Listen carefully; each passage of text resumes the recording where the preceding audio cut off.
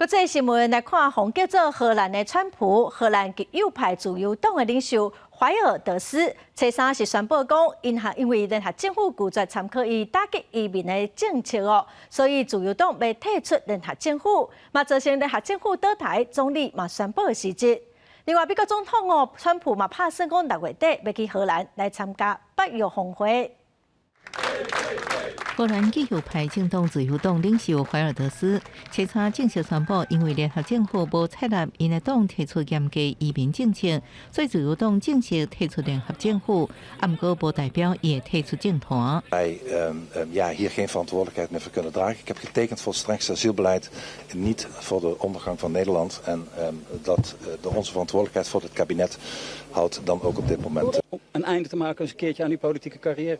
Sterker nog, ik ga ervoor om de volgende keer de premier van Nederland te worden, om weer aan de verkiezingen mee te doen en zorgen dat de PVV waar kan nog groter wordt dan ooit. 怀尔德斯的主张包含外边境拒绝接受新的庇护申请、停止新区难民接受中心等等。自由党退出政府运作，直接和由4党组成的联合政府崩盘。总理史库夫也宣布请辞，联合政府转做看守角色，一直到今年秋天举行大选。De winstpersonen van de VVD, NSC en BBB demissionair door tot er een nieuw kabinet is.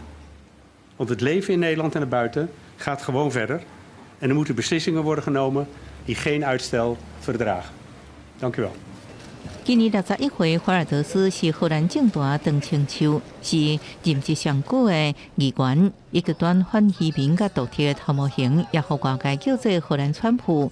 2023年荷兰议会选举，自由党大胜，互怀尔德斯第一摆被纳入执政联盟。不过，大部分主流政党拢拒绝甲伊合作。经过长时间做过谈判，怀尔德斯被迫放弃总理的职务。 虽然怀尔德斯也无放弃执政的野心，不过专家认为伊也无执政的能力。He was not ready to govern.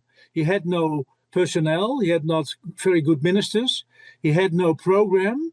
He had only populist messages, but not politics. 美国白宫初三证实，川普会参加6月24到26日荷兰海峡北约领袖峰会。 美国要求北约成员提悬国防预算，也是会议焦点之一。